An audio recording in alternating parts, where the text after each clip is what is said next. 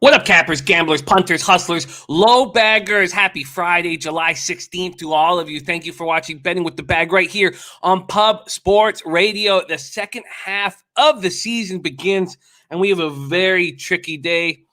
COVID rearing its ugly head at the All Star game, affecting action today. Rainouts affecting action today. Not knowing who's starting on some of the teams affecting action today. And it's always tricky the first week after the All-Star break. And I had a bad week going into the All-Star break. And I finished it with a bad day on Friday, the last Friday that we worked a week ago, going 1 win and 3 losses. So I'm not sitting here extremely confident. I'm thankful to be up units on the season. But I sit here with 197 wins, 168 losses, hitting at 54%, up 6.84 units. ROI plus 1.87%, average line minus 112. We had 2 back-to-back Wednesdays of the last 2 weeks that I got absolutely destroyed. And so I'm not sitting here with a ton of confidence. But I know what to do in situations like this. Use the great cappers in the chat. Focus on insights and looks from you guys. Work together to defeat the juice, and that's the name of the game. That's what this show is special because of the cappers in the chat. So let's give a big shout out to all of them. We got Max on record in the house, the sweaty butcher. 8 and prop overs won't be sucker bets. Says I say he goes off in game 5. We milked game 4, fucking milked it. So I hope we do the same in game 5, and that will be after our special show tomorrow. So tomorrow, Saturday, we have a special Low Shack and the Bag. I'm excited because Pete likes to go to sleep Friday after work and wake up on Sunday. And that's true. It's very strange, very mysterious man. So he's not going to be able to stick to his normal routine because he's going to be doing a show with us on Saturday morning. Chip Plylar in the house. Great to see you. TC, Danny A. Says Bryce Ball, Cubs pickup to replace Rizzo. A lot of moving parts with the Cubbies right now that we have to break down heavy. And Jock Peterson traded over to the Braves. There's Uncool 22. Marlins Phillies starts in 1 hour. I have them starting at 4:05 p.m. Eastern. Is that wrong? No, Marlins Phillies game 1 starts in 5 hours. 5 hours, not 1 hour. Sam Comer ready. Oh, yeah, never mind. Okay, yeah, sorry, I'm cool. Sorry. Okay, yeah. PPV Dizzle in the house. Brandon Lugo ready to get back to work. Olu Falarian, you're invited to the cookout. Shit, man. That sounds good to me. You tell me where to go, and I'm there, dude. Thank you. Respect. Guillermo Zertucci. There we go. Best bet from Guillermo Zertucci. I love it. God, I had so much fun with the horses yesterday. Like, I just can't imagine. When you get older, the idea of, and you get in a relationship for a long time, things change in your life, priorities, and what makes you the happiest. Let me just put it that way. And for me, it's horse racing. And I don't care if my girlfriend knows. I had so much fun yesterday. Guillermo, you're a big, big part of it. Puzzler in the house, refreshed and ready to fire. Neo Money, North Ender, Dennis Trusty, who's so much fun and so strong on these horse racing shows. And there's Razor, Sharp Picks in the house. Says we caught fire at 9 p.m., busted their ass all night. Yeah, it was a huge, huge day of winners, man. Glorious, just fucking glory all day. It was really, really, really fun. Nuke Worker, my man, Nuke Worker. I can't wait now that the Toronto's finally opening up. We're going to get to hang, my man, whether it be a Woodbine or just grabbing a beer around here. There is Turnsey in the house. Luke Murphy, esteemed author. Luke Murphy, Slats 45. It's a great call on Bucks. Both teams hit 100. Much thanks, brother. Yeah, Slats, the Suns only got 103, and they were sitting at 99 there with about a minute and a half left. I'm like, are you going to do this to me? But there was a nice way. And shout out to Dutch Boy Fresh. He used a different way of getting the juice down on the Bucks money line. I mean, they covered the spread anyways, but he used the Giannis double-double to go with the Bucks money line. It was nice. Turns out I was a happy guy yesterday, dude. And one thing that I'm good at is when I get up a real nice, healthy amount of money, I don't put myself in any chance to lose that money. And that's come with age. I sit back, I drink, and I smile. All right.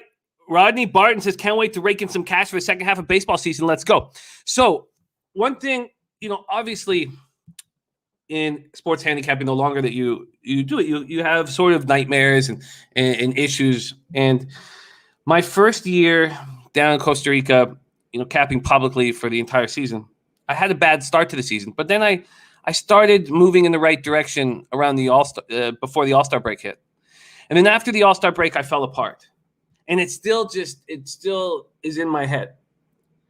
And so I'm going to, and then we had this rough week leading into the All-Star break. We still have a nice record, but I'm going to be a little hesitant. Sharpie says, no Dirty K until next week on a 5-day streak, but I need numbers to go by and can't cap a 4-day vacation. Wow, look at that. That makes a ton of sense. 38-24 on Dirty K props at 61.29%. Yes. And we have your record graphic. Jose on the ones and twos, best mustache in the business. Jose, you want to throw up the Dirty K record for us? There it is. Dirty K prop record, 38-24, 61.3%. Taint play of the day record, 32-25, 56.1%. And you guys know Taint play of the day is historically extremely profitable. And it was on a big losing streak, the biggest I've ever seen in the 4 years that we've worked together. And, lost 9 straight. And to lose 9 straight and still be hitting at 56% is extremely impressive. And it shows the strength of the bet. Now, Taint is in. Matt is coaching a baseball tournament for his son. He's vacation baseball tournament, and he has sent Taint in. So Taint, I think, will get back to glory here very, very soon. Okay, Rich, I don't usually drink a lot of shows. There's Nasty Nate in the house. All right, so it is time to get to work right now. And we have rain affecting some of these games. So I would like to go to see if RotoWire thinks game one of this double dip between the Twinkies and the Tigers will go off as planned. And we also don't really know if the Yankees-Red Sox game is going to go off as planned. So very interesting situations where we have to work together to defeat the juice. Thank you guys so much for rolling with us. And here we go. Yes, they do not think this game will go. 77% chance of rain at this point. They do not think Twinkies Tigers is a go. And there's Turnsy saying Tigers is a rain out for sure, man. Tigers is a rain out for sure, man. So let's not spend too much time on it. I wanted to see what Charlie Barnes was going to do, the 25-year-old drafted in the 4th round, 2017 out of Clemson. And we've talked about this in hockey. And that if you're a goaltender that's 6 foot or 6'1" and you make it to the NHL, well, you are exceptional. Because scouts are looking for a bigger, taller netminder. And you've beaten the odds all the way through. And there's something similar to that. And this is something that Gas Station brought to our attention with pitchers who aren't 6'4" and 6'5" and 6'6". So I was interested in 6'2", 190-pound Charlie Barnes, who may not actually be 6'2". I was interested to see what he'd do. And Jose Urena is a fade. Luke Murphy saying it right there, fading Urena. But and North Ender says 9 straight L's and hitting over 50%, 56% on 55 breaths is very impressive. Yeah, it really, really, really is. And another thing that we do here is we're honest and transparent. And no matter if that is embarrassing at times, because it is when you're not winning. And I love Matt Randall, and I believe in it. Piker says, Urena, 32 runs, last 23 innings, 7.71 ERA at home. MLB debut going from Minnesota, 6 innings to get over 7. I like it. Let's get the over. I do not think this game will go. And then what are they going to do with the double dip? It's supposed to be raining all day and all night. We have Turnsy over right across the Detroit River in Windsor. And we have a lot of games to break down and break down in depthly. So the second game, Kenta Maeda versus who? I don't know. We don't know who's going to be on the bump for the Tigers in the second game, and we don't think there's going to be a double dip. So Don Carleone says, Tigers game, don't waste time. My book already moved it off. Okay, so let's pass that double dip and go on to the next double dip. Game 1, Miami Marlins, 39-50, 17-29 on the road at the Philadelphia Phillies, 44-44, 24-16 at home. And Dennis says, yes, it's embarrassing. I felt horrible during our Saratoga card. I did come back with an $80 hit later on to help out, though, but still lost. Trusty, look, it happens, man. It happens. You win, you lose. You just want to win more than you lose. And we don't pretend that losses don't happen like a lot of people in the industry do. So don't worry, Trusty. You are a very sharp, thoroughbred handicapper, and we love capping with you. Citizens Bank Park in Philadelphia, Pennsylvania, 93 Fahrenheit clear, 9 miles per hour. Out to right, we have Sandy Alcantara. And I do apologize for calling him Alcantara for far too long. Sandy Alcantara, 5-8, 3.09 ERA, 1.12 whip, 116 and 2/3, 102 Ks, 34 walks, and 10 home runs. Last start, he went 4 innings. He allowed 7 hits, 5 runs, 3 earned, no homers, 1 walk, 5 Ks, and a 6-1 loss at home versus the Dodgers. A lot of you guys were on that full game under in that spot and cashed it. That was one of the say-hey plays of the day as well. Matt Moore, 0-1, 5.40 ERA, 1.64 whip, 31 and 2/3, 24 Ks, 17 walks, 7 home runs. In his last start, he went 4 1/3, allowed 3 hits, 2 earned runs, 1 homer, 3 walks, 1 K, and 11-2 win at the Red Sox. And if we get, bogged down with a lot of stats and a lot of hard work, don't worry, because Jose's mustache will change the vibe of the show when it arrives. So we can focus on hard work and let the humor come in when that stash is on the screen. Okay.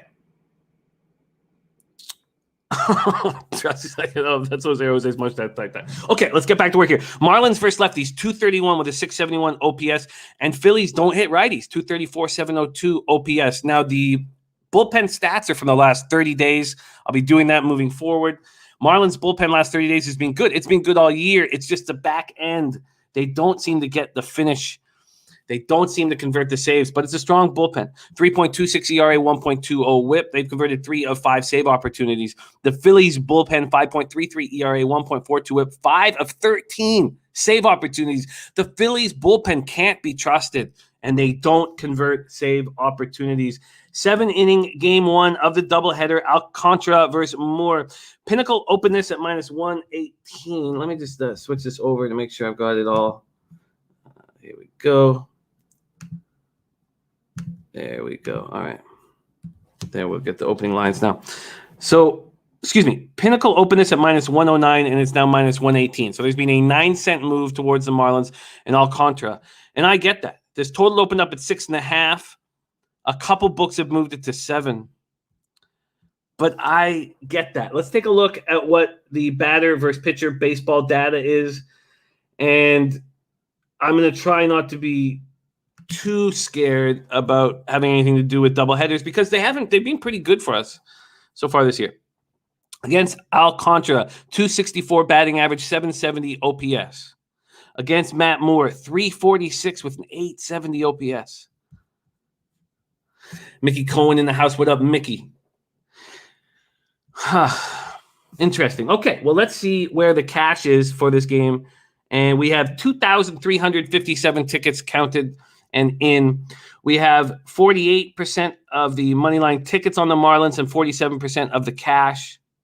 And then on the total, very interesting, 54% of the tickets on the under and 98% of the cash on the under. Some big bets have come in on the under.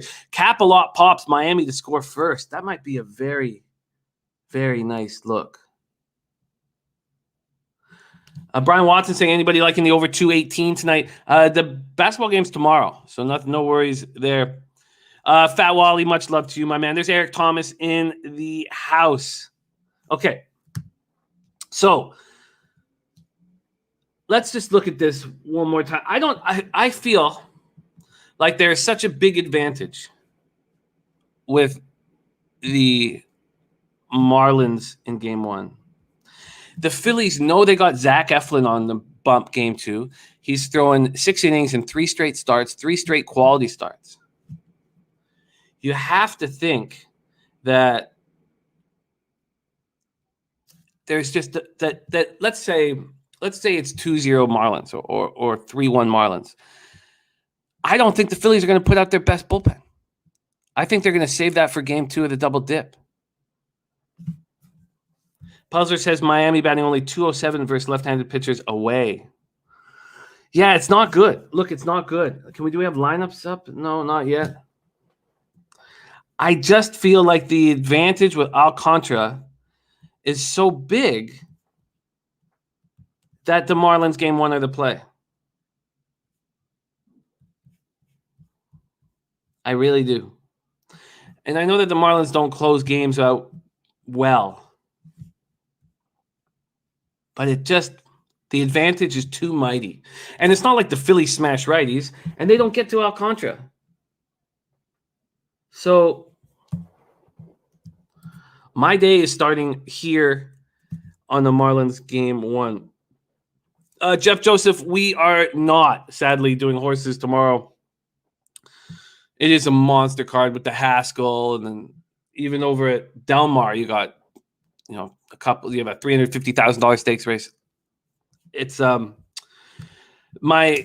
going to be focusing on baseball and basketball, and it saddens me to say that, but we did get Thursday in, and it was absolutely glorious. So my card opens up here with the Marlins, and Marlins to score first is a very, very interesting look. I'd like to see what that is here on my book.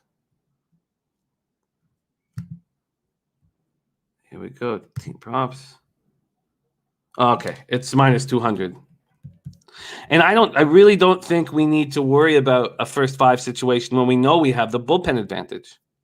And we know that the Philadelphia Phillies are probably going to be saving their arms for game 2. All right, I'm in. That's my first bet of the second half. Game 1, Miami Marlins. We move on to game 2. We know that Zach Eflin is on the bump, and that's it at this point. Do we have any more information on this spot? No. Eflin versus who knows. Might even be a bullpen day for them. Yeah, Jeff, it felt good. I hadn't had one in horses in a little bit, so it felt good. And Golden Pal is just can't wait to see him in the breeders. Okay, so if the Marlins take care of business in game 1, I think full game on Alcantara. I don't see why we turn. Yes, we have an advantage, a blatant advantage with our starters, but we have a blatant advantage with the bullpen. And the Marlins not announcing who's starting game 2 means they're going to try to win game 1. Well, not that they wouldn't anyways, but they're going to try to lock in game 1 and then. So I would have some interest on the bounce back on the Phillies in game 2. But again, if the Marlins do go with a bullpen day, their bullpen's been very good. So game 1, Marlins is my first spot on the board, and I'm going to go full game. Piker, what do you think? Would you prefer first 5 or full game? Look at this Phillies bullpen the last 30. 5.33 ERA, 1.42 whip. So the Phillies bullpen in the last 30 days is allowing 2.07 runs more than the Marlins bullpen. North Ender says Philly really good at home and Miami trash on the road, only thing scaring me. And Jeff says handwritten all the way, witnessing the coming of a super horse. God, I hope so. Wesley Ward needs one of those, man. Phillies 24-16 at home. Yeah, no, I get it, North Ender. I absolutely get it. There's Maxwell Smart in the house. Great to see you, Max, my man. Okay, so there's my first spot on the card. Now we move on. Oh, and let's see. Piker says Marlins market move is on full game, and Phillies pen is one of the worst in the game. It's an asset you want to leverage. Full game. I agree, Piker. I agree. All right, let's move on to 7:05 p.m. Eastern. Next up, Boston Red Sox and New York Yankees. Red Sox are 55-36, 27-17 on the road. Yankees are 46-43, 23-22 at home. And this game is expected to go, but we don't know who's pitching for the Yankees. And let's just talk about the situation here. And Trinity says, how do you feel about the series exact score? Bucks 4-3 or 4-2? I'm still nervous about it, and that's why even though I knew the Bucks were going to win, I felt like I was very confident the Bucks were going to win Game 4. That's why I didn't take Bucks to win the series when I could have got a huge price on it, because it's still 2 out of the next 3 games in Phoenix. And this team has a lot of heart. So I need to work on it a little more. Logan Collins says, what do you think about the over in the Mariners game? Logan Collins, we will get to that. We're going to head down the list of games. So we will get to that.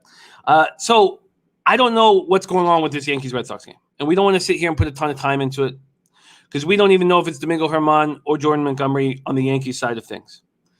We have Martin Perez, who has my number. I just can't seem to figure him out. I expect him to get hit at all times. Red Sox smash righties and lefties almost at the same clip. Yankees hit lefties much harder than righties. So let's just talk about what is going on with COVID here. The situation is this. So the Jonathan Loaiziga was placed on COVID-19 list before the All Star break, as well as Nestor Cortez Jr. and Wandy Peralta. That was before Thursday's game. And all 3 were vaccinated. Now, just for us moving forward, the Yankees did reinstate Zach Britton, which will help this strong bullpen. There's Bruce Shad in the house. So the pending cases right now involve Aaron Judge, Kyle Higashioka, and Gio Urshela. And then on the Boston side of things, Rafael Devers was asked not to do any interviews because it was one of the 5 Yankees. It was Aaron Judge, who they think has COVID, who was at the All Star game. So Devers, Barnes, Xander Bogaerts, Nathan Eovaldi, and JD Martinez are all social distancing precautions and all. So this is another spot where let's just not sit here and spend a ton of time breaking down the game. We don't know if it goes. So I'm just going to move on. There's my guy, JL, in the house. JL was riding with me yesterday, baby. Loved it. Nigel Lee in the house. Great to see you, Nigel. Okay. Robert Cherry also joining us. Mets first 5 minus a half. Washington first 5 plus a half. Jays first 5 minus a half. Reds first 5 plus a half. Atlanta first 5 minus a half. And K's coming up. All right. So we're going to move on past this. I can tell you that there have been 1,513 tickets bet. So some books are allowing action on this game. And 54% of the tickets are on the Yankees and 75% of the tickets are on the over. But all right, let's move on. Let's move on past this. We move on to 7:05 p.m. Eastern. And look at Turnsy. There's so many cappers looking forward to the newfound strength of Jose's mustache. Mets, Pirates. Mets are 47-40, 19-26 on the road. Pittsburgh Pirates 34-56, 19-25 at home. Remember what we've seen from PNC Park in Pittsburgh, Pennsylvania. The Pirates are cashing as big dogs, and games are going under. 82 Fahrenheit, mostly cloudy, 4 miles per hour out to left center. There we go, my man Ron Crawford in the house. Spreadsheet play, Atlanta Braves. Ron Crawford, spreadsheet play, Atlanta Braves. Let me copy and paste that, put that over the Braves breakdown. Here, quickly, there we go. Rays, Braves, ooh, wow. And Jock Peterson, will he be in the lineup? I expect Jock to be in the lineup after the terrible news of Acuna. Okay, so we have Stroman going up against who? Undecided and no. We haven't had anything quite like this. It's strange that with all the time, knowing what the matchups are going to be, we don't know who's pitching for the Buccos. Talk about Stroman. His last start wasn't that good. It was a 7-inning doubleheader at home versus these Pirates. He went 5 innings on 5 hits, 3 earned runs, 1 home run, 5 Ks, and a 6-2 loss. If we go to baseball data here, let's go against Stroman. They're hitting .381 with an .885 OPS against him.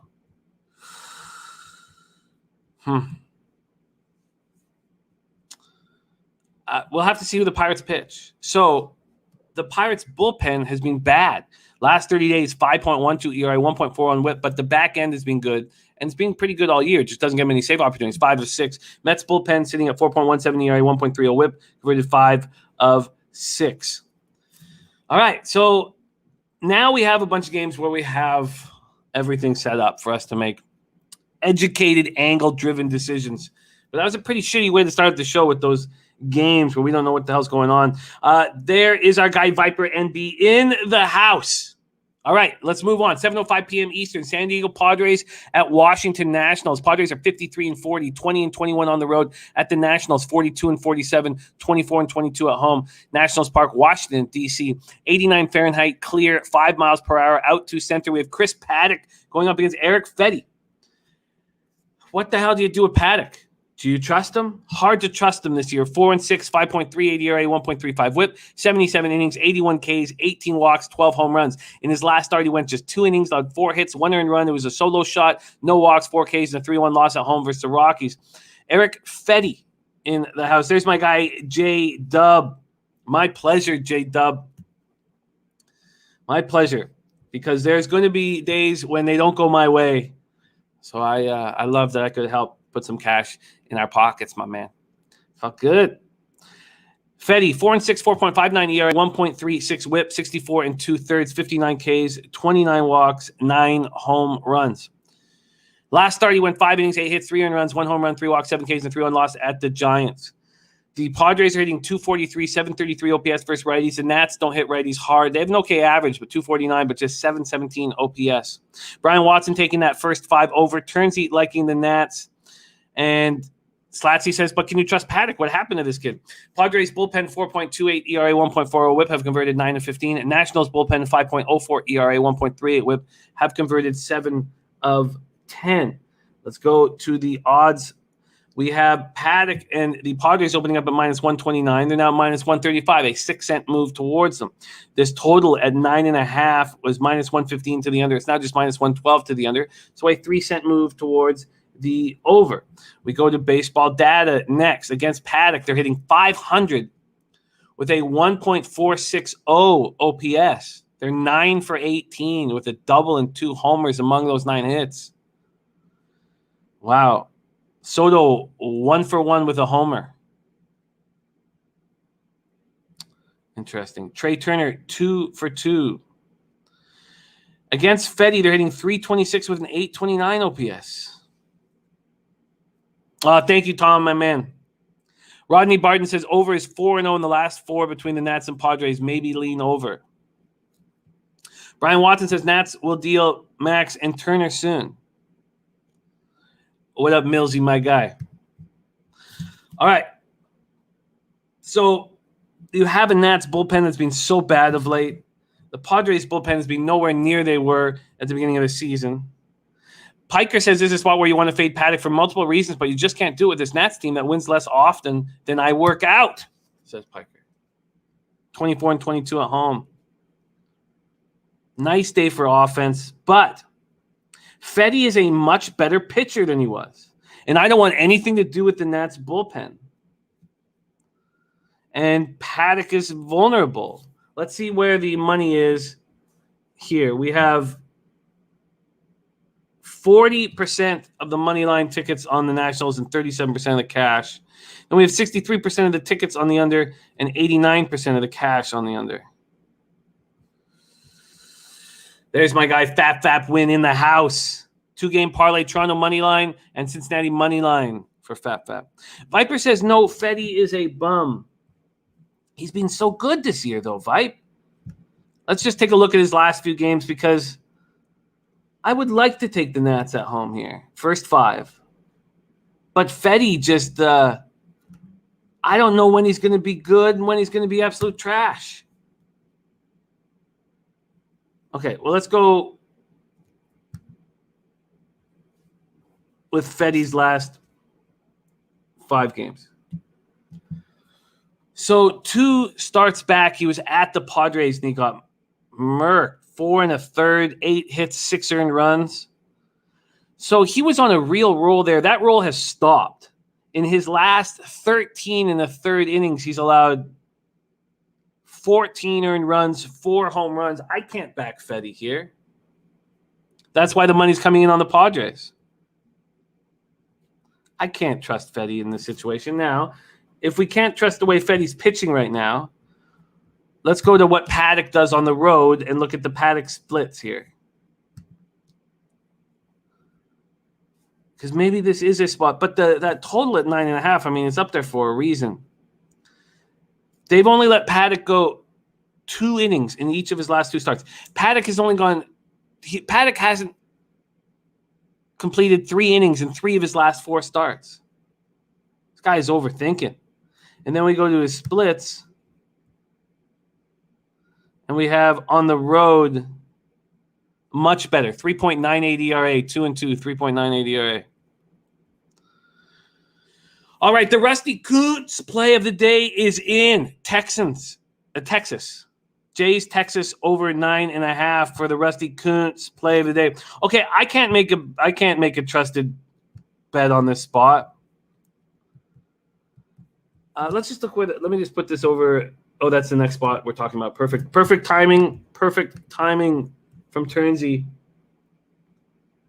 Let's see where the money is again. So we have 60% of the money line tickets and 64% of the cash on the Padres. And I get why. All right. No move for me. But I guess the over, how much of the money's on the over? So we're talking about 2,244 tickets, not a ton of tickets, and 63% of the tickets and 89% of the cash on the under. Okay, no move, no bet. Moving on. We move on to 7:07 p.m. Eastern, Texas Rangers at Toronto Blue Jays. Salem Field in Buffalo, New York. And we get to the Rusty Coots play of the day. He's on the over 9.5. Logan Collins says Jays -1.5. Gallo playing hurt. I think they win by 3 or more, debating on -2.5. Wow. All right. Rangers just 13-30 on the road, and the Jays 19-20 at home. Not good. And the Rusty Coots play of the day sitting at 6.3-1. I love it, Turnsy. 71 Fahrenheit, overcast, light rain late in the game. 5 miles per hour in. Jordan Lyles, whom I don't trust whatsoever. 5-5, 4.86 ERA, 1.44 WHIP, 96 in the third, 76 Ks, 30 walks, 17 home runs. In his last start, he went 6 innings, allowed 7 hits, 2 earned runs, no homers, 1 walk, 3 Ks, and a 3-2 win at home versus the A's. And that was a game, if you guys remember, if you were watching the show that day, where the market wasn't moving. There was a reverse line movement towards the Rangers. The public was on the A's. It was very strange. We stayed off for good reason. And Lyles is an unpredictable pitcher who, with the eye test, I think he's going to get hit all the time. There's Dutch Boy Fresh in the house. So much fun working with Dutchy on NBA Pub Hub on Wednesday. I'll be doing it again on Saturday. Piker says, here you go. This is the steepest, my most lopsided matchup on the board. It's a simple run line play. I took full game to reduce the juice. Jay should be a touchdown ahead at least by the 9th. And there's Slaughter saying Rusty Coots and Dirty Sloots. Those were the good old days. Logan Collins says, I'm going to the game. Beautiful. Says, I live in Buffalo, and I'm close with a lot of the players. Game will get canceled, though, because it's 100% chance of rain from 8 p.m. to 11 p.m. Wow. Turnsy says, I see some regression from Ray. Well, I mean, it's hard to imagine that just your foot placement on the rubber would do that much difference for a pitcher like Robbie Ray, but he's coming off a spectacular start. 7 innings, 1 hit, no earned runs, 1 walk, 11 Ks, and a 3-1 win at the Rays. The Rays seem so vulnerable versus left-handed pitching. Rangers versus lefties, 248, 702 OPS. Jays versus righties, 3.7 or 267, 782 OPS. That's the best in the business. But the Astros are just right there. Wow. So Logan Collins saying this game will get canceled. And then over the last 30 days, the Rangers bullpen's been pretty good, and the Jays bullpen hasn't been the tire fire that I thought it was. The Rangers bullpen 3.79 ERA, 1.18 WHIP, converted 4 of 6. Jays bullpen 3.99 ERA, 1.21 WHIP, converted 5 of 6. Mike M says can't lay a run line and lay odds too. I do see Ray coming back to earth tonight. Okay, well, let's take a look at the odds here, because looking at the card last night, and, I was under the spell of Kraken, but I was like, it just seems like such a lopsided situation. The Jays opened up at -220. They're now -239. And interestingly enough, this total has gone from 10 to 9.5.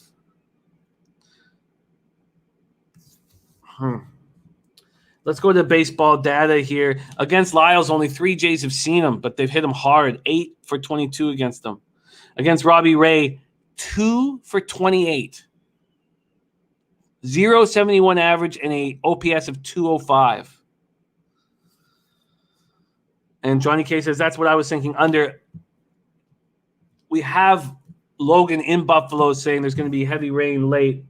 I would like to see if the baseball data here will say the same thing about the weather, because I have written light rain late, but light I had. Let's see if that has changed now. Going to see the weather here in Buffalo. What the hell is it? There we go. Wow. See, I don't have any of those numbers. You know what? Let's go. Let's screw the baseball weather. Let's go to the actual weather report. Buffalo weather Friday. So 5 p.m. Yeah, 8 p.m. rain. 72% chance of precipitation. Wow. At 11 p.m., there's 89% chance of precipitation. Logan's right. You do not want to make a bet on the Jays on the run line if the rain is going to put a stop to this. And if they come back, you're going to have to count on the Jays bullpen, and it becomes a bullpen game. And you don't have that advantage of Ray over Lyles. Piker says they don't hit Ray to begin with, and this Ray is retooled with the Jays and is not walking hitters like he used to. Look at the different lineups. Lyle has his work cut out here. I agree. And Logan says it's raining right now in Buffalo, and I'm not far from Buffalo, but we still have the sunshine here in Toronto. Okay, so this is no move for me. I can understand if this was a game where we expected 9 innings of action and it was nice weather, that there'd be a huge advantage for the Blue Jays.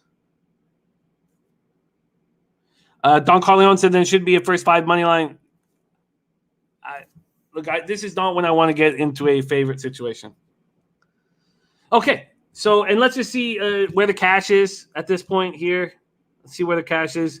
We have 5,232 tickets in. So this is the most. No, not quite. Not quite. Okay, so 5,232 tickets in, and we have 73% of the tickets, 64% of the cash on the Jays. That's interesting. And then 59% of the tickets, 75% of the cash on the over. And we don't know if that came at 10 or 9.5. And Fat says, Jimmy, if Cincinnati takes these next few games versus Milwaukee, I see them taking out the division. They're currently at $4.50 odds, so that's plus 350. And I got you got 12. Oh, wow, you got plus 1,100. That's a very exciting bet. Oh, Logan Collins, 100%. 100%. I would love that. Absolutely love that. And maybe you want to cross the border and meet me in Fort Erie, because Fort Erie is where I want to be. Okay, so Rangers, Blue Jays, no bet for me, and Logan Collins. Logan, are you on Twitter? Get on Twitter, because that's the best way for us to communicate. We move on to Fap's team, the Cincinnati Reds in Great American Ballpark in Cincinnati, Ohio. Milwaukee Brewers 53-39, 26-18 on the road at the Cincinnati Reds, 48-42, 23-20 at home, 83 Fahrenheit, mostly cloudy with rain coming at 8 p.m. Again, rain coming in to muddle this whole thing up, and that we don't even know who the Brewers are pitching at this point. Jesus, feels like this All-Star break really messed with these teams. Oh, Hauser. Okay, we have Hauser in. Okay, that helps. Hauser is pitching. Good. Hauser, Molly. So this total is sitting at 9. The Brewers opened up at favorites, but now Molly and the Reds are big favorites. Big favorites. Viper says the total's gone under in 5 of Cincinnati's last 5 games when playing Milwaukee. Wow, Buxton from the Twins may get traded. He can't stay healthy, that guy. Ty Clinton in the house. What up, Ty? Okay, so we'll start with Molly. 7-3, 3.68 ERA, 1.19 whip, 95 in the third, 118 Ks, 35 walks, 12 home runs. His last start, he allowed 3 earned runs in a quality start, 6 innings, 4 hits, 4 walks, 6 Ks, and a 5-3 loss at these very same Brewers. The Brewers are hitting 221, 690 OPS versus righties. The Reds are hitting 256, 764 OPS versus righties. They're smashing righties. In the last 30 days, the Brewers bullpen has been excellent. And Slatsy says thunderstorms all day in Cincy. This weather is ridiculous. This Braves bullpen, and this is the other big point and part of why Fat Fab Win probably is gaining more and more confidence in the Reds, is in the last 30 days, the Reds bullpen has been good. Now, their whip is still high, so there's been some luck BABIP-wise, but 3.56 ERA, 1.40 whip, 10 of 16 converted saves. Lone Collins says, love the Reds here. I don't know why, but I think they win big. Well, this game is now possible. Yeah, this game does not look good. It's full rain all night starting at 8 p.m.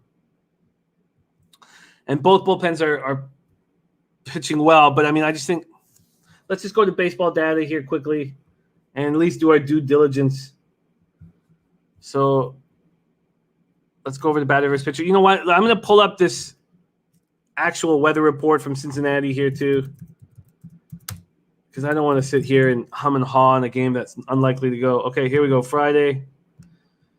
So scattered thunderstorms all day. Thunderstorms, scattered thunderstorms, thunderstorms. Yeah, just thunderstorms all day. Interesting. Okay, and then let's go to the batter versus pitcher here in the Cincinnati Reds Milwaukee Brewers spot. Against Molly, they're hitting 267 with a 911 OPS. Hira has 2 runs off him. Narvaez has a home run off him. Okay, so we have a bunch. It's just there's some Eastern Seaboard drama with weather turnsy, but let's not worry. We have a bunch. And there's Don't Ask, Don't Tell in the house. Don't Ask, Don't Tell. Thank you for your support, my man. It truly means a lot. Okay, so let's move on. Oh, wow. Look at that. Sammy needs CP3 for MVP at plus 175 to cash the 10-leg parlay. Ooh-wee. Okay, so let's move on to a game that will be played. Tampa Bay Rays, 53-37, 25-20 on the road at the Atlanta Braves, 44-45, 24-22 at home. And we have Ron Crawford's spreadsheet play on the Atlanta Braves. We're at Truist Park in Atlanta, Georgia. Spreadsheet plays hit at a very high percentage. Let's see what the market is doing with this game here. Come on. Show your in-league face. We have the total opening up at 9. It's now at 8.5. The Braves open up at minus 128. They're now at minus 126. So a slight move towards the Rays. 85 Fahrenheit, mostly cloudy, 5 miles per hour, sideways in. We have Michael Wacha, 2-2, 4.87 ERA, 1.33 whip, 57 and a third, 50K, 16 walks, and 10 home runs. In his last start, he went 6 innings, stretching them out and looking good. 4 hits, 1 earned run, no walks, 6 Ks, and 8-1 win at home versus the Indians. Charlie Morton on the other bump, and he's been pitching very well of late. 8-3, 3.64 ERA, 1.10 whip, 99 innings, 114 Ks, 33 walks, and 9 home runs. In his last start, he went 7 innings. He allowed 2 hits, no earned runs, 2 walks, 7 Ks, and a 5-0 win at the Marlins. I see why this total has gone under from the opening line. Rays versus righties, just 233, 732 OPS. Braves versus righties, 237, 751 OPS. And you can imagine that number will go down without the services of Acuna Jr. Rays bullpen over the last 30 days, 4.30 ERA, 1.2 on whip, have converted just 2 of 5 save opportunities. The Braves bullpen's been very good. And this is something that Sharpie's been talking to us about, the Braves and Reds bullpens. Seemingly, if you look at their year-long stats or you have a vividness bias of them being terrible, they're not at this point. Braves bullpen last 30 days, 3.48 ERA, 1.24 whip, have converted 6 of 7 save opportunities. Very, very interesting spot here. Let's take a look at batter versus pitcher. Against Wacha, the Braves are hitting 351 with an 855 OPS, and only 3 Rays have even seen Morton, and they're 5 of 27 hitting 185 with a 466 OPS against them. And Michael Buelna saying, hard to back Braves with all their injuries, and tough game, hard to back the Rays on the road.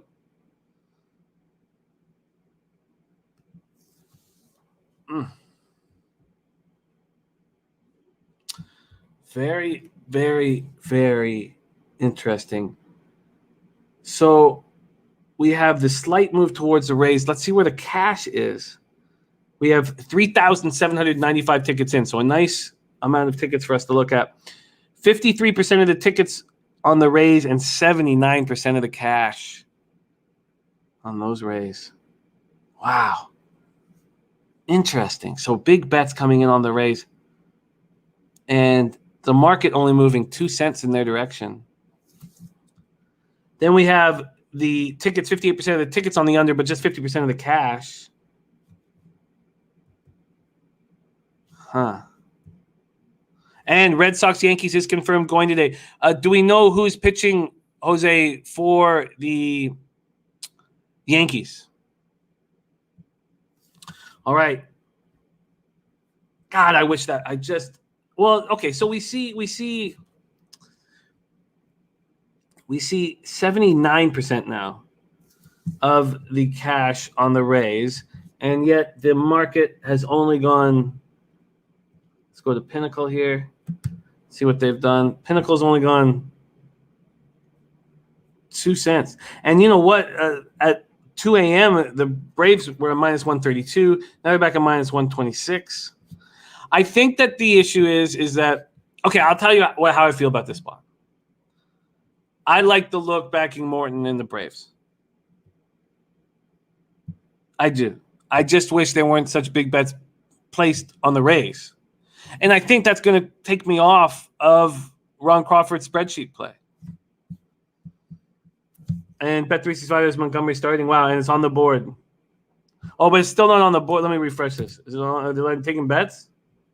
Yeah, so I won't trust that until it's on the board. There's my guy, Wham Bam, in the house.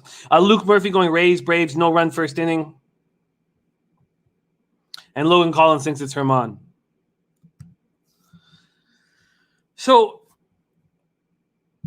it comes down to this for me.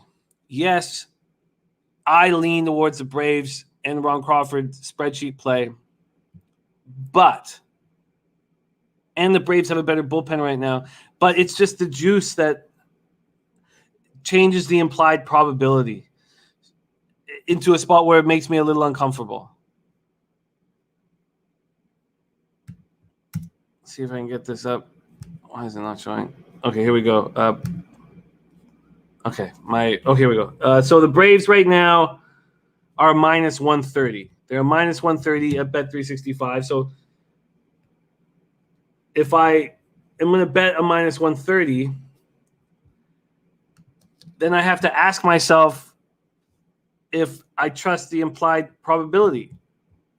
And minus 130 means that I have to hit that bet 56.52% of the time to win. And that's just, look, if I was getting minus 110, I make the bet. At minus 130, I don't make the bet. And I get this move towards the under. That would be the one spot that I probably should have attacked. Let's just take a look at it one more time. The spreads and totals here. Full game with the Braves. Atlanta, here we go. At the bottom. Opening up at 9, now at 8.5. When did it move? It moved at 8:50 last night. And then let's just take a look at first 5 very quickly. If we think Waka is a changed pitcher and the Braves bats weaker right now, Morton pitching very well. That first 5 is sitting at 4.5, but it opened at 5. So can we see? Are they going to show us when this? It opened up at 5. It was only at 5 for an hour and a half until it moved to 4.5. So why wouldn't that first 5 under 4.5 be in play?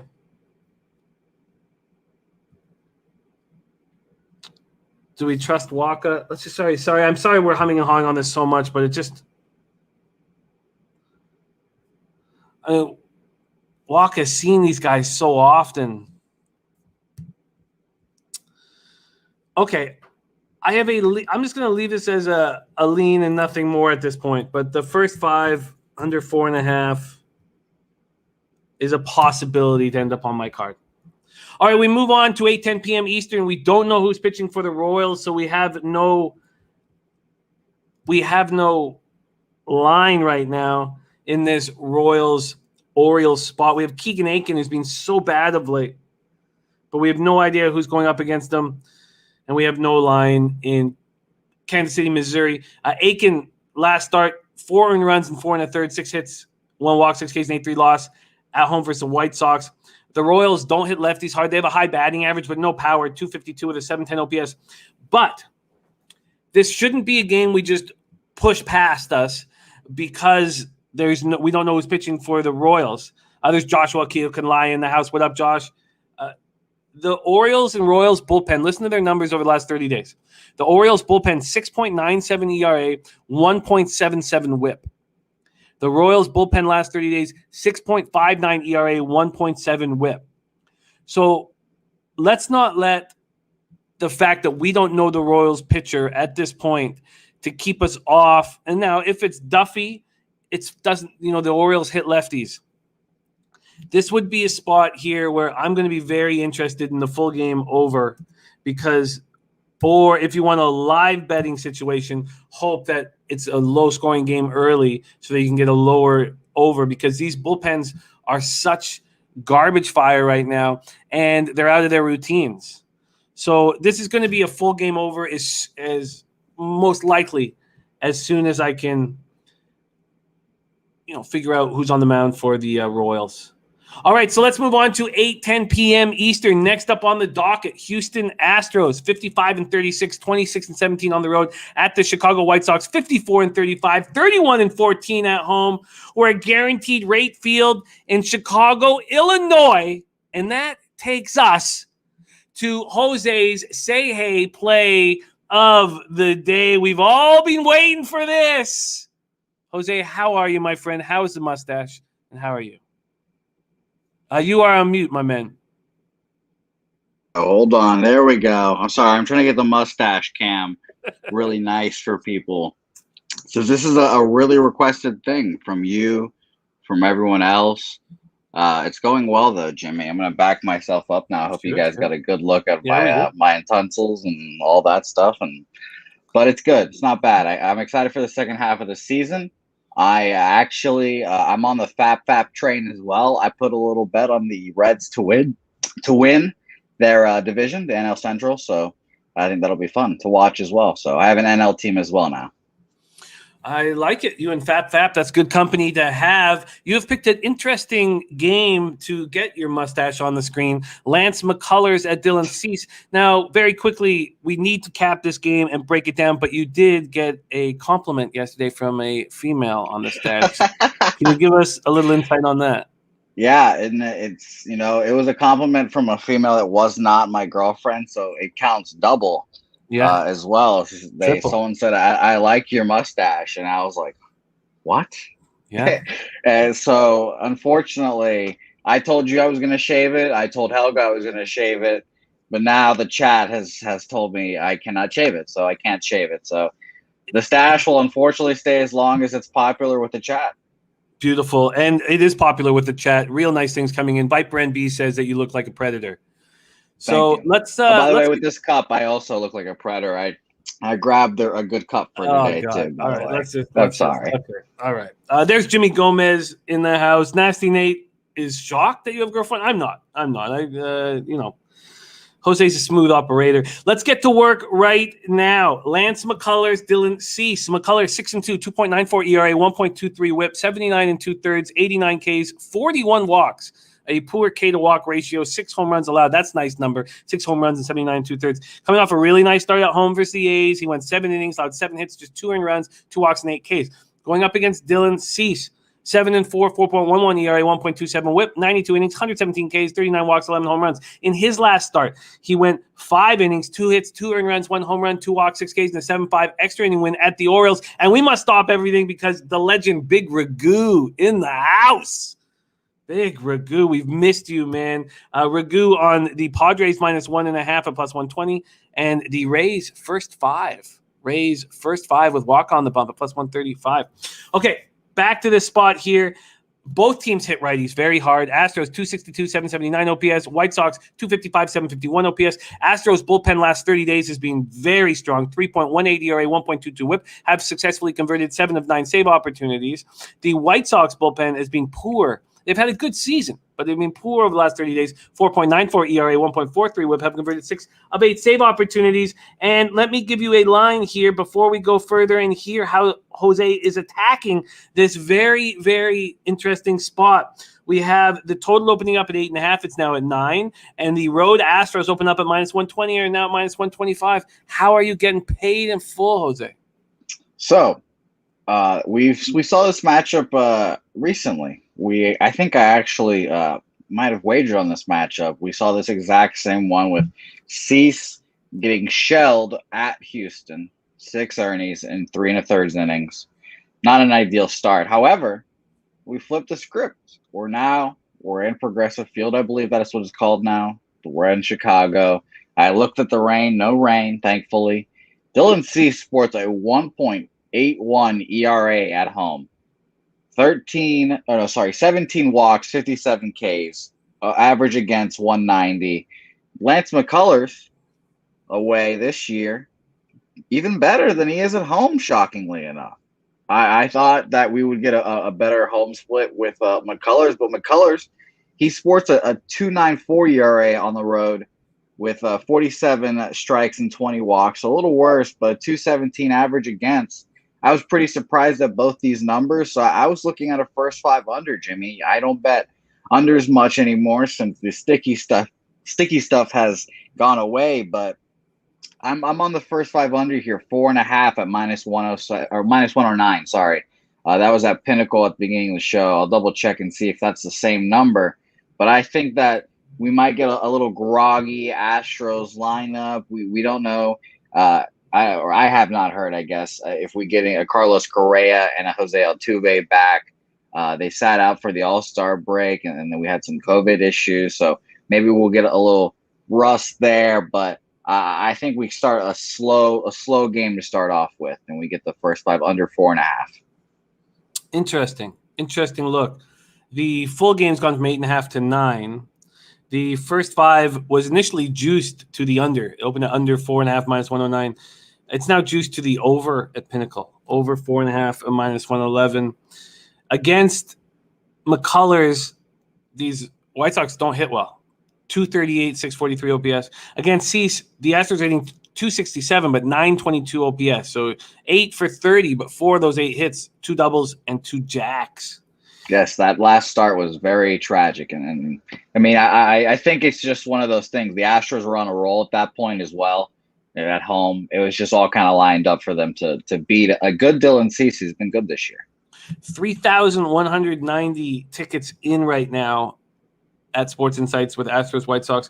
You have 53% of the tickets on the White Sox, 52% of the cash. And then this is the interesting stat here. 39% of the tickets on the under, 94% of the cash. And then you have to question whether that came at 8.5 or at 9. There's gas station sushi in the house. I don't dislike your look. I personally need everything to correlate to put a bet on it. And the fact that it's moving towards the over is enough of a red flag for me just to sit back and cheer you on. If you had a free bet on a side here with the White Sox, sorry, let me go back to full game here. With the White Sox at, here we go, at, +110. And I've got them at +115 on Pinnacle. So, wow. What would be your bet if you had a free spot on a side? I mean, honestly, I'd take Dylan Cease at home. I think he hasn't had many of those blow-up starts. Last couple of starts, let's look at our guy Dylan Cease this year. At Baltimore, 2. At Minnesota, has a bad start, 6. 2 against Minnesota. So he went back-to-back against Minnesota and struggled. So that makes a lot of sense there. 1 earned run against the Pirates. Then that was coming off of his blow-up in Houston. He's had a solid year this year. He's had blow up here or there with 5-6 earned runs, but some of them kind of make sense if you look at them. You've got a back-to-back against Minnesota, like I said. You got at Houston. He gets touched up at New York. There's that bandbox, and the Astros can hit your home run. So I would lean towards the underdog here, honestly.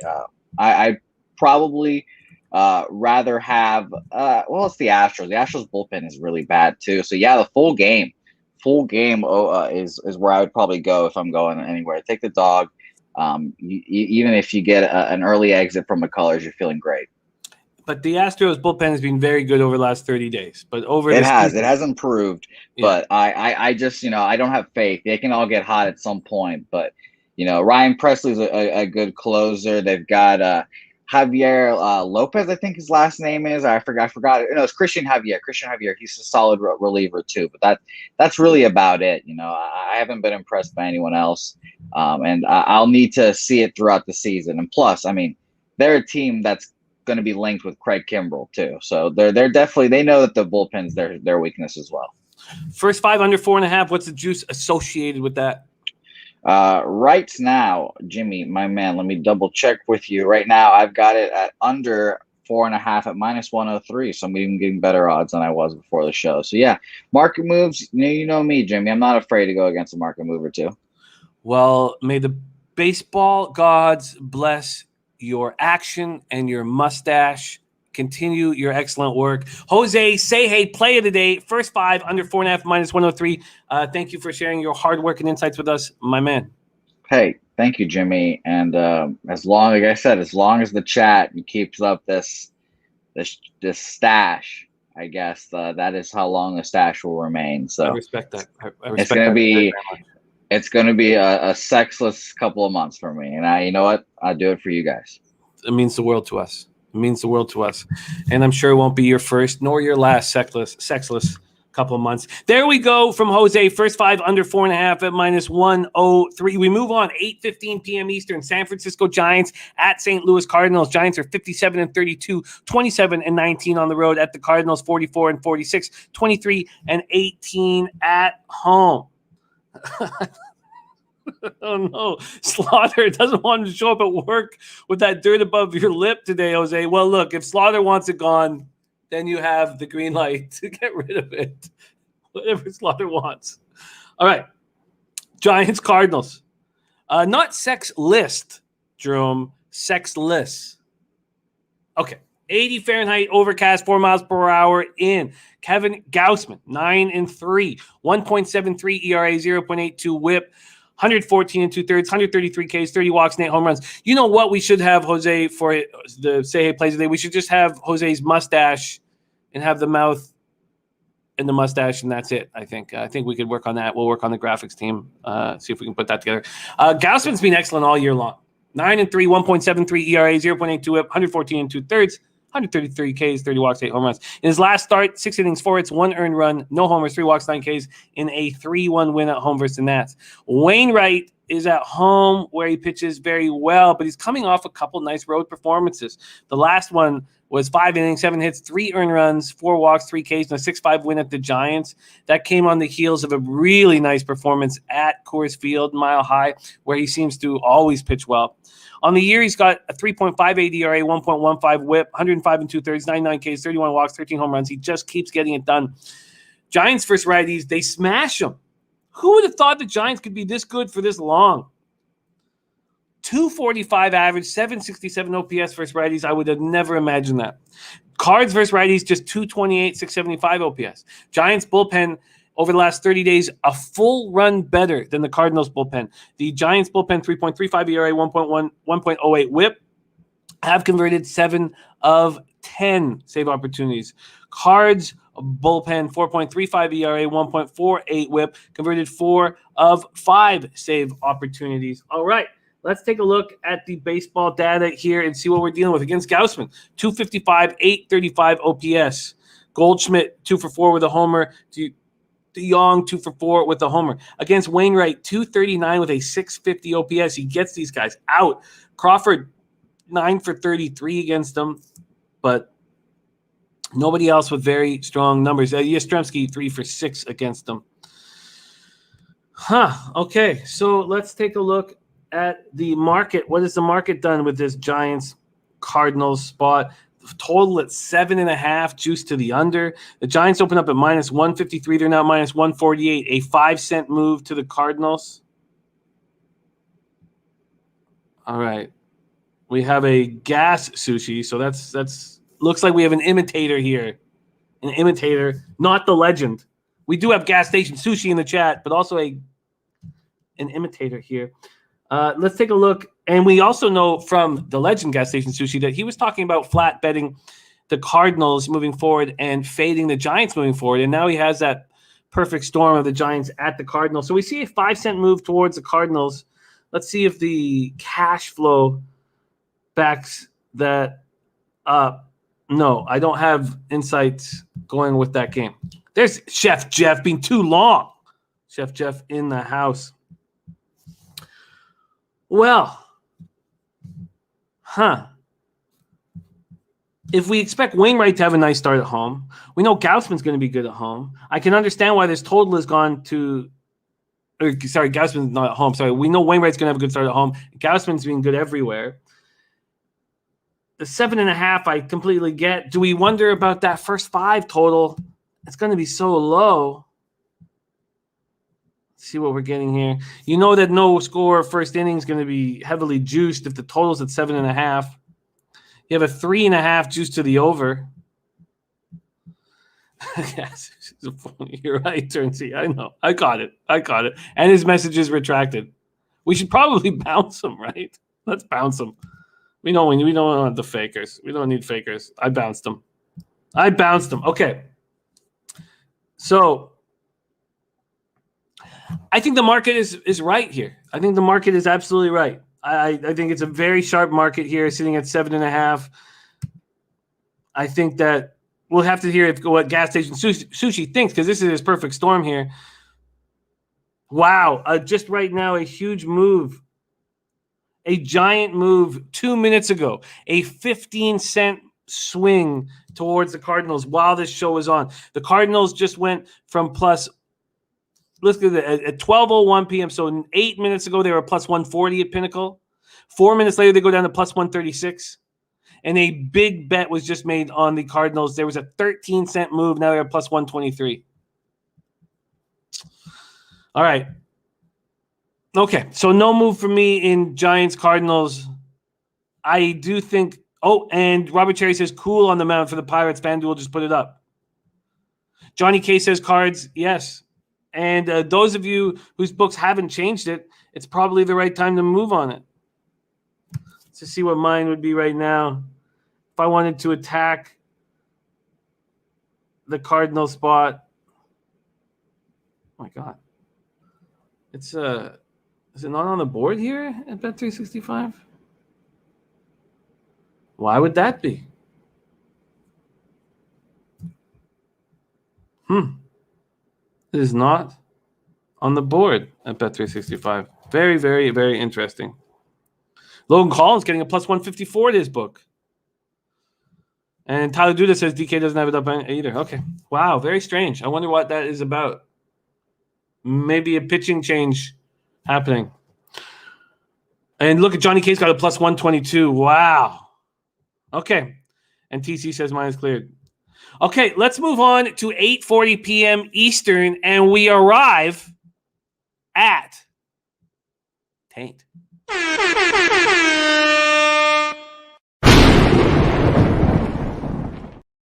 Los Angeles Dodgers 56-35, 26-21 on the road at the Colorado Rockies, 40-51, 31-17 at home. We're at Coors Field in Denver, Colorado. Julio Urias going up against Antonio Senzatella, and the Taint play of the day is a prop bet. It is Mookie Betts over a half RBI at plus 110. Mookie Betts over a half RBI at Coors Field at plus 110.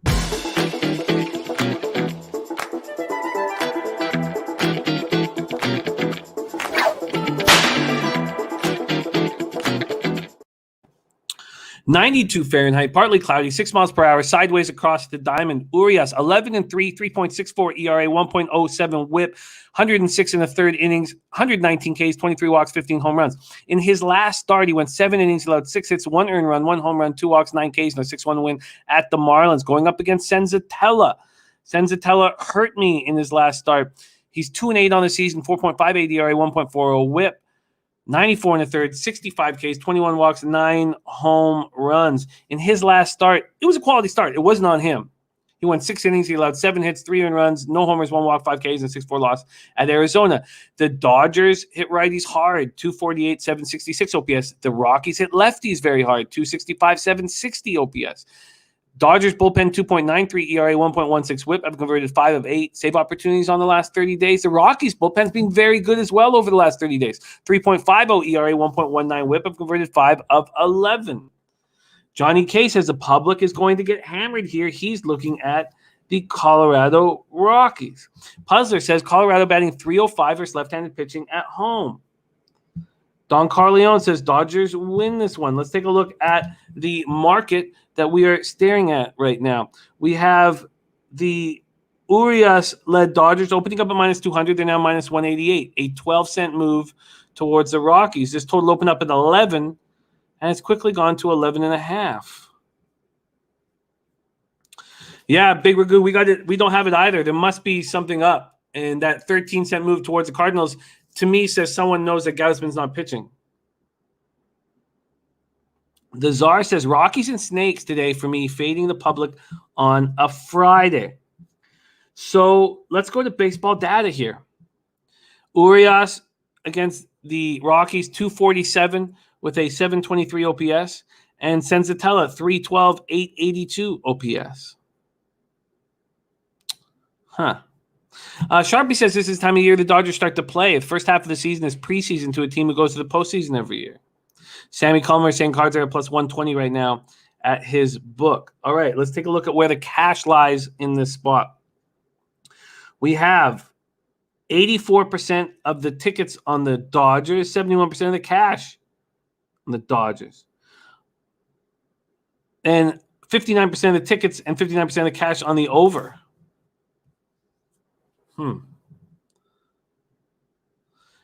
Gas says probably the gas impersonator loading up on the Cardinals. Yeah, I had to boot him. I had to boot him, Gas. Okay. And Tyler Duda says DK has it back up. Cards at plus 115. There has to be a pitching change. It's the only thing that would. Well, I don't say there has to be, but that would explain it. What the hell do I do with this spot here?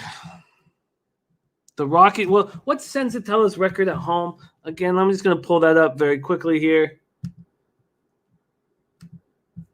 Does he have these splits that make you want to back him at home? Okay, here we go. Senzatella, the Venezuelan. Let's go to his full splits right now and break them down quickly. At home, 3.75 ERA. 2-3. 3.7. On the road, he's a 6.03 ERA. He's 0-5. Opponents hitting 267 against him at home, 333 away. Let's just see what Urias has done at Coors Field. It's not easy to take the Rockies here, but it might be, if you have big enough balls, the right thing to do. Versus Colorado, he started 2 games. He's allowed 5 earned runs, 6 runs overall, 2 homers, 3 walks. Well, you know, if I was to do this, I would focus on first 5, and not because of the bullpen situation, just because I'm scared of that Dodgers lineup. So he's got a 3.46 ERA against Colorado, and they're batting 208 against him. Let's go to stadium. At Coors Field, he's 1-0. He started once at Coors Field. He went 7 innings, 3 hits, 1 earned run, 6 Ks, 1 walk. They hit 125 off him. So he's had 1 start at Coors Field, and he was great. I can't do it. Turns he's on the Rockies, plus 1.5 and plus 115. Yeah, Joey Harbaugh. Wainwright's going to be starting. I think that there might be a change with the Giants. Okay. Robert Cherry says Braves odds boost, no score first inning at plus 120. Yeah, there's clearly people believing that the Waka Morton spot is going to be gorgeous. Nasty Nate, the taint. Okay, I'm not moving on this game, but the taint play of the day is Mookie Betts over a half RBI at plus 110. Taint. Mookie over a half RBI plus 110.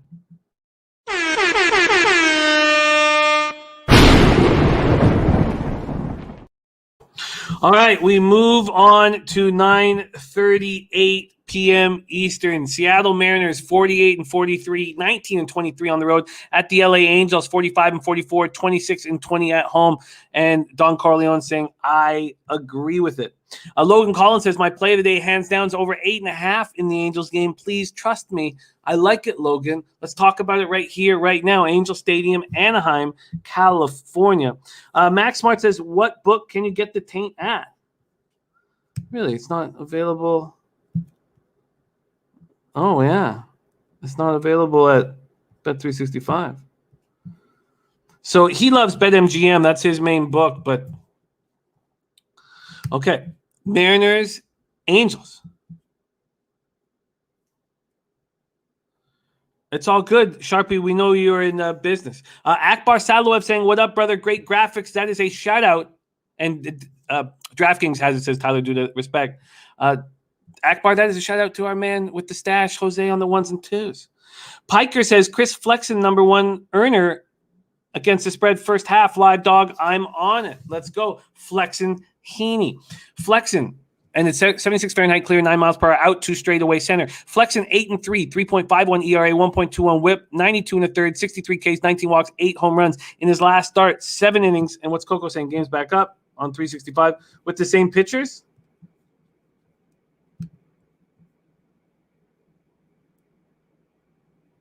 Sorry, I don't see it. Refresh. I still don't have it, but. And Turnty says, does Bet normally have the RBI prop? I don't bet the RBI props, so we'll need someone else to help here. Flexen 8-3, 3.51 ERA, 1.21 whip, 92 in the third, 63 Ks, 19 walks, 8 home runs. His last start, Flexen was excellent at home versus the Angels. Let's definitely look at his home road splits here. 7 innings, 3 hits, no earned runs, 2 walks, 6 Ks, and a 2-0 win at home versus these very Angels. Heaney, 5-6, 5.38 ERA, 1.35 whip, 77 innings, 94 Ks, 26 walks, 14 home runs. His last start was good. It was at home versus the Red Sox. It was a game that I had the Red Sox first 5 and full game and lost them both. 5 in the third, 3 earned runs, 6 hits, and then 5-4 win at home for the Red Sox. Mariners versus, and Luke Murphy says never has the RBI prop. Okay. Mariners versus lefties, 217, 669 OPS. Angels versus righties, 256, 750 OPS. So Mariners don't hit lefties. Heaney coming off a strong start. Mariners bullpen last 30 days, 3.95 ERA, 1.21 whip, have converted 6 of 10.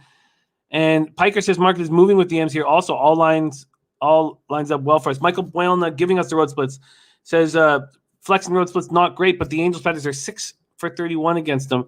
Mariners money line plus 145. Angels bullpen's been so bad all year long, and the last 30 games is no different.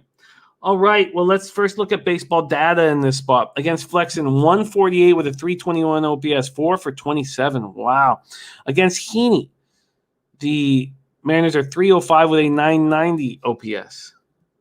So let's go to those splits that we just spoke of and see what we are dealing with Flexen. And then let's see where the public and the cash lies in this spot with Chris Flexen splits. He's had a good season this year and was a star in the KBO. His splits right now, we're going to go full splits. Here we go. At home, he's 6-2 with a 1.76 ERA. Opponents are hitting 218 against him. On the road, he has a 6.97 ERA. Opponents are hitting .352 against him. Oh, that's hard to trust, man. That's very, very hard to trust here. And look, I like that you guys are getting a plus spot, and friends don't talk friends off of dogs, but that's a red flag, and I can still understand why you'd move on it, getting the big dog line. Your implied probabilities is at a fine spot. And let's just look at the splits for Heaney. Here we go. For Heaney, he's 5.40 ERA at home, 5.35 on the road. Luke Murphy also liking that over 8.5. Okay, well, let's check out where the cash lies in this spot. Flexen, Heaney, Mariners, Angels. We have 53% of the tickets on the Mariners, 50% of the cash. So we have the Angels going from -163 to -141. A 22-cent move to the Mariners. Wow. And then 70% of the tickets on the over and 56% of the cash. And Jose, yeah, you got Jordan Montgomery on the over. I still need more proof for that. Logan Collins, 3-team parlay. Jays -1.5. Angels game over 8.5. A's money line. So let's go back to this total here. So in this total that you guys like, it's gone from 9 to 8.5. Pinnacle's kept it at 9. So here we go. This is interesting. So this total at Pinnacle opens up at 9. Pick them on either side. Money starts coming in on the under. Then at 10 to 9, so at that point, the under's gone to -115. The over's at +102. But money coming in on the under, and it goes down to 8.5. So we see 8.5 for 15 hours. And then 15 minutes ago, it moves back to 9. Piker says Flexen got destroyed by the Padres on the night where they were hitting as they can. Throw that one game out, and his road splits are normal.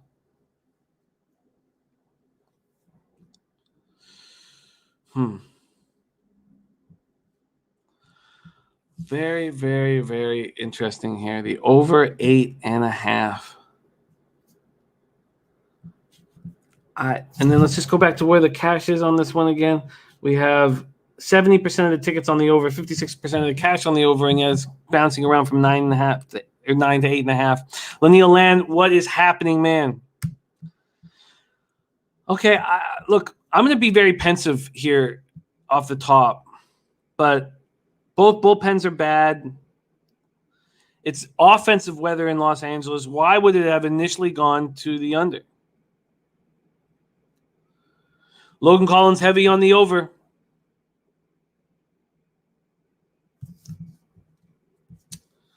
Okay, there's no move for me at the Mariners Angels, but I'll write that Logan's on the over, and I'll keep an eye on it. All right, we move on. We have 2 games left on today's card, and then we'll review action. We go back to our 2 late games, 9:40 p.m. Eastern. Chicago Cubs 44-46, just 16-29 on the road at the Arizona Diamondbacks, 26-66, just 15-28 at home. We're at Chase Field, Phoenix, Arizona. The roof is closed. Kyle Hendricks going up against Madison Bumgarner. Kyle Hendricks, 11-4, 3.77 ERA, 1.25 WHIP, 105 innings, 80 Ks, 20 walks, 20 home runs allowed in those 105 innings. In his last start, he went 6 1/3, allowed 7 hits, 2 earned runs, no homers, 1 walk, 1 K, and a 10-5 win at home versus Cardinals. Going up against Mad Bum, 4-5, 5.73 ERA, 1.26 WHIP, 59 2/3, 62 Ks, 18 walks, and 10 home runs. In Mad Bum's last start, it was back on June 2nd. He's been on the IL with shoulder inflammation. He went 2 innings, 8 hits, 5 earned runs. His shoulder was off. It was 7-6 loss at home versus the Mets. Cubs are hitting .254, 746 OPS versus lefties. Jock Peterson has helped that number immensely, and he's now being traded to the Braves. The Diamondbacks versus righties, .226, 653 OPS. Cubs bullpen last 30 days has been abysmal.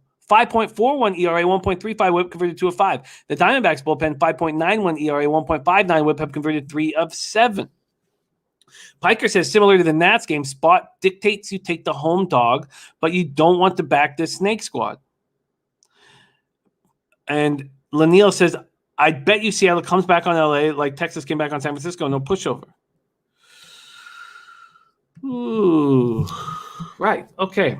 So both bullpens have been terrible. The Diamondbacks don't hit righties. It feels like the safest move you could make would be on a first 5 type of situation. Let's see where the market is holding this game. This is a fun one. Mad Bum coming back. Who knows what you're going to get from him, but at home is where he likes to pitch. This total opened at 9 at -118. It's now -112, so a 6-cent move to the under. The Cubs open up at -135. They're now at -149. Let's go to the first 5 here. The first 5 in this spot open at 4.5, juiced to the over at -120 and hasn't moved. But in saying that, Heritage and UWager have moved it to 5. Interesting. Why don't we go over to Heritage and see when they – so Heritage opened this at 4.5 at 8:22 a.m. At 10:04 a.m., they moved it to 5. Luke Murphy says, how can you back either of these teams? Michael Buelna says, Bum coming off that injury. Hendricks road splits are not good. 2 bad bullpens, maybe the over. Let's take a look at the baseball data here. Cubs against Hendricks. The Snakes against Hendricks, 203 with a 543 OPS. The Cubs against Bumgarner, 234 with a 624 OPS. And yet, this is moving heavy to the over. Let's take a look at the cash here. We have 71% of the tickets on the Cubs, 69% of cash on them. Then we have 68% of the tickets on the over and 59% of the cash on the over. But they're so good against them, so it has to come down to splits. So let's move over to the Cubbies and look at Hendricks' splits here, because he has had some starts at Wrigley Field with 20-mile-per-hour wind coming in. Let's go to Hendricks' splits. Here we go. Full splits for Kyle Hendricks. It's not bad. At home, he's 6-3 with 3.90 ERA. On the road, he's 5-1 with a 3.62 ERA. Opponents rating 270 against them. I did. I heard that, Piker. Yeah, I heard that he was a secret rodeo cow. I heard that. There's DX Byler in the house. So I don't understand why this first 5 is going up. I really don't. And if it gets to 5, why wouldn't I try to get underneath it? You telling me there's going to be 6 runs in this spot? Thank you, Logan Collins. Respect. Logan Collins, Bills over 11 wins and Giants over 7 wins. Got him parlayed for a big boy bet. Big boy bet for Logan Collins. Look, it doesn't work it doesn't work going against market moves for me. My ROI is not good.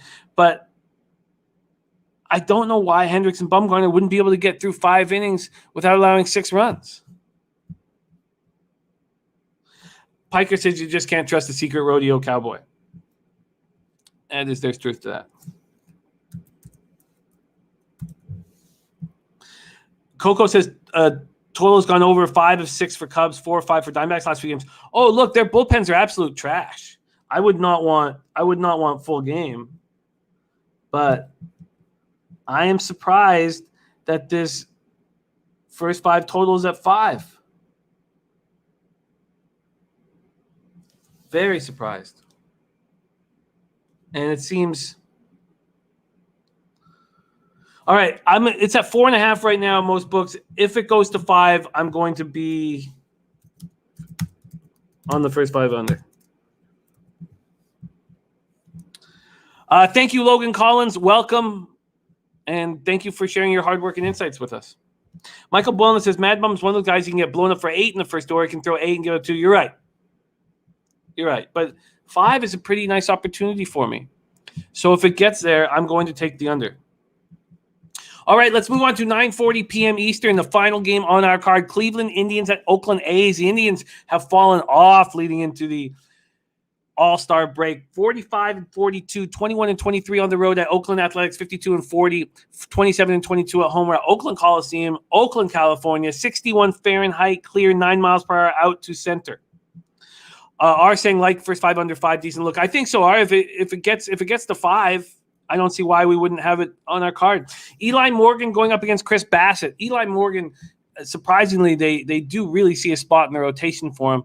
I've not seen him look that good until his last start. It was at home versus the Astros. He went 5 innings, 5 hits, 3 earned runs, 2 home runs, 2 walks, 3 Ks against a very potent Astros lineup. Eli Morgan on the year, 8.44 ERA, 1.50 whip, just 4 walks in 21 and a third with 22 Ks. So nice K to walk ratio, but he's allowed 8 home runs in 21 and a third. Going up against Chris Bassett. He's coming off a great start at Texas, 7 innings, 4 hits, 1 earned run, 1 walk, 3 Ks. On the season, he's got a 3.28 ERA, 1.05 whip, 118 Ks in 118 innings, 29 walks, and 11 home runs allowed. The Indians versus righties, 232, 701 OPS. The A's versus righties, 231, 718 OPS. Indians bullpen, 5.46 ERA, 1.37 whip, have converted just 2 of 7 save opportunities last 30. They've been terrible. And the A's bullpen is getting better and better and better. Turndy says, do we have Bebsy coming back for NFL? We are in talks with Bebsy as we speak. We are in talks with Bebsy to get him back. A's bullpen, 3.67 ERA, 1.16 whip, converted just 4 of 11 save opportunities. Both back ends of these bullpens are being trashed, but the A's bullpen is getting better and better. Okay, so let's go to the market here and move over to full game. The Oakland A's and Chris Bassett open up at minus 200. They're now minus 195. So a 5-cent move towards the Indians. Also, this total's gone from 8.5 to 8. So clearly expecting a nice start from Eli Morgan. Piker says, I leaned A's, but the market move pulled me off. R says first 5 under 4.5, but not sure about the Cleveland pitcher. Well, Eli Morgan is expected to be a key cog in this rotation in years moving forward, and that surprised me. I read a couple articles on it, and I did not realize they had such high hopes for him. And these A's have never seen Eli Morgan. Only 4 Cleveland Indians have seen Chris Bassett, and they're 4 for 9 with a double. But Jose Ramirez is 0 for 2, and that's all that's important. So let's move over to the live odds and see what we are getting. We have 4,703 tickets in. 4,703 tickets in, and we have 69% of the tickets. Look at this stat. This is crazy wild. So 4,703 tickets in. 69% of the tickets on the A's, 72% of the cash on the Indians. Then we have 63% of the tickets and 86% of the cash on the over, and it's gone from 8.5 to 8. Lanil Land, the taint was Mookie Betts over a half RBI. Piker says, if I'm going to lay massive juice, I don't like any doubt whatsoever. Even a slight move on the other way, and I'm out. R says, don't bet minus 200, hammer the total. Why would the total drop from 8.5 to 8 if all the money was on the over? They want more money on the over. Why? Why would they want more money on the over? I can't trust the Indians' bullpen right now. So maybe R has it right on that first 5 under. Piker says, the public trying to move the line to the A's, but someone that knows something moved the line the other way all by himself, not getting in front of that. Yeah, it seems like a big syndicate bet. So let's move over to first 5. Now, I do not want this if it's heavily juiced. But the market is telling us that Eli Morgan is going to have a good start. And that first 5 under 4.5 seems appealing. Big Ragu says time to fade the A's. Wow. Well, I'm with R. I think this makes sense, this first 5 under 4.5. You have the books begging for you to bet the over. And the money's already on the over. These are the very tricky spots. You know, when you hear people say, okay, so if this game ends up, 4 2 Indians. That's when people say, look, sports is fixed. Why did the books not want even money, 50-50 money? Well, I'm being told that Morgan's going to have a nice start. I'm going to be on the first 5 under 4.5 in this spot. All right, let's review today's action, and there's not a lot of it. Not a lot of it. Looks like the Twinkies Tigers game doubleheader is going to be moved to tomorrow or something. We'll find out. And don't forget, we have a special Low Shack in the Bag show tomorrow, Saturday. Special Low Shack in the Bag show at 11 a.m., which will lead into our NBA pop-up. I'm on Marlins game 1. Sandy Alcantara and the Marlins in game 1. Do we have official? Yes, we have official lines. Perez versus Montgomery in the Yankees Red Sox. We know the Yankees are dealing with a ton of issues now. So just a quick reminder of the Yankee situation. Loaiziga, Nestor Cortez, Wandy Peralta all put on the COVID list before yesterday's game. And then they have Aaron Judge, Kyle Higashioka, and Gio Urshela, having some issue right now, most likely there as well. Then you have Rafael Devers, who may be going on the COVID list. We don't know. And all of the 5 Red Sox All-Stars, Devers, Barnes, Bogarts, Eovaldi, and Martinez being tested heavy. And that's a lot of unknown. That's a lot of tricky shit right now. So if you are going to make moves on it, I would wait and see what happens. Okay, so then do we know that Chad Kuhl is pitching for the Pirates? Yes, we do. Chad Kuhl pitching for the Pirates, and the Pirates are able to get to Stroman. And Chad Kuhl's been pretty good at home. I wonder if this is a spot or if Stroman is going to pitch much better here. Max on record says Taint play today in RBI prop. RBI prop is a slump buster. The Rusty Kuntz play today is Jays Rangers over 9.5, but we think that the rain's going to do real damage there, so tread very carefully. Ron Crawford is on the Braves-Rays game. His spreadsheet play of the day is on the Braves, and I'm close to moving on the first 5 under 4.5. That's going to take a little bit more time. We still don't know who the Royals pitcher is, but I badly want to take the over in that game. Those bullpens are so bad. So I'm waiting for a line, and I might attack it immediately on the over. Jose Seje play of the day is the first 5 under 4.5 minus 103 in Astros White Sox. I'm staying off that spot. We've seen this huge market move to the Cardinals, and they're pulling that game off of a lot of books. That makes me think that the Giants are going to have a different pitcher on the mound. Michael Buelna says, I like Kuhl. I will be back in the dog. Stroman has not been good in his last 3 starts. Taint play today's Mookie Betts over a half RBI at plus 110. Logan in our chat is very heavy on the over 8.5 in Mariners Angels. And I'm going to take the first 5 under 5 in Cubs Arizona if it gets there, if it gets to 5 at my book. And I will move on the first 5 under 4.5 in Indians A's. I'm going to make these bets. A couple of them I'm going to study for a little more, so it might take me 10 or 15 minutes, but I'm going to make these bets now, and you can see them on Twitter. And again, everything is honest. Our record keeping and our accountability is the one thing you can hang your hat on. While we can't promise you winners, we can promise you honesty. Okay, so I think that we should take one last look, and I know we're going to close this bad boy up right now, but I think we should take one last look at this Mets-Pirates game because Chad Kuhl now on the mound. Let's refresh this and see if we can get the baseball data on Kuhl. So here we go, Mets. So the Pirates get to Stroman. 381 with an 885 OPS. They're 16 for 42 with 4 doubles. No homers. And if you had a 381 average against someone, you'd think the OPS would be over 1,000. That's not the case. But they get to him.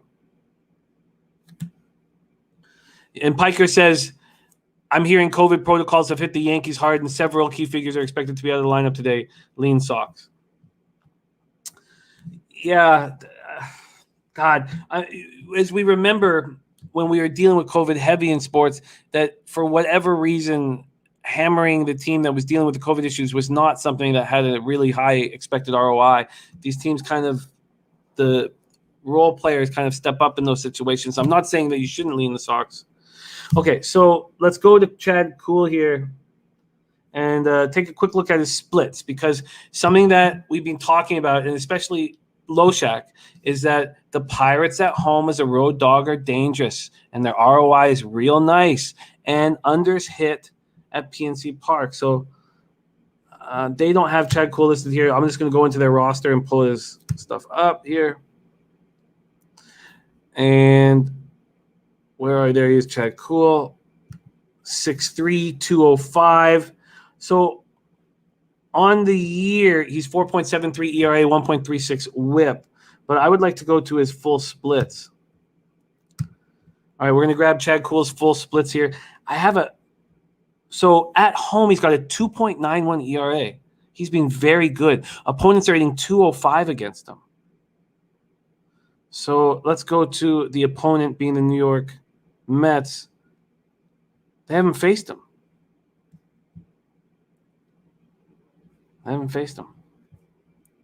How is Chad Kuhl not a first 5 look? Ragu says time for a beat the bag contest for Saratoga. I can smell it. Oh God, I'd love that. And Piker says no Judge, no Ursula, others. It's a to be decided situation to watch. Okay, so how do we not back the Pirates first 5?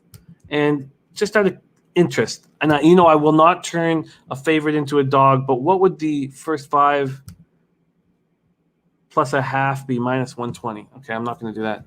I think that the Pittsburgh Pirates are live here. And the last 3 days, their bullpen, 5.12 ERA, 1.41 WHIP, has not been good. But I don't see why we don't trust Chad Kuhl at home at a plus 150 spot. And I'm on it. I'm going to move on the Pirates first 5 at plus 150. Now, I'm not sitting here thinking that Stroman's going to get touched again. But he really didn't get touched that much. So this is his second straight start at Pittsburgh. And his last start, he went 5 innings, 5 hits, 3 earned runs, 1 home run, 5 Ks, and a 6-2 loss in a 7-inning doubleheader. If he allows 3 earned runs in 5 innings here, I think I'm going to be very live with this Pirates first 5 plus 150. So that's how we're going to end the show. That's going to add to my card. So many moving parts here. A lot of rain issues, COVID issues, not knowing who's starting pitchers. Thank you guys so much for rolling with us. We have absolutely no show without you guys, without your support and insights and humor. You guys make the show special. I'm very, very thankful to roll with all of you. And tomorrow, a Loshak sighting on a Saturday. And I repeat, usually, and this is no word of a lie, when he goes home on Friday, he sleeps till Sunday. But not today. He will be joining us tomorrow morning for a special Loshak in the Bag that will lead right into NBA Pub Hub. There you go. Shout out to all you guys for all your support. Michael Buelna, Dav Fenn, Johnny K, Trot Wham, Lanita Land, Big Ragu in the house. We got Poker Addicted 79, who I call Biker, Eric Rosas, Matt Paulins. What a great group. Max on Record, catered to you by Chef Jeff. Puzzler. Thank you, guys. Joey Harb, Don Carleone, Logan Collins, Coco Bongo. Thank you, guys, for all your hard work and insights. Dennis Garcia, my man, thank you for all that you do for us as well, man. You put in so much work and care into us succeeding, especially on the horses. It means the world. DX Filer, Big Show, Matt Paulins. Second half of MLB starting right now, baby, and we've had a good year. I got killed the week before we started, but we still are 197 wins, 168 losses, hitting at 54%, plus 6.84 units, ROI plus 1.87%, average line minus 112, and I'll take it. But I want more. Shout out to Platinum Paul, North Ender. On behalf of everybody at Pub Sports Radio and my man on the ones and twos doing such a great job, The Stash, Jose, thank you guys for your support. Let's get paid in full. Let's milk this shit. Milk these bookies. Leche. Hey, those bookmakers!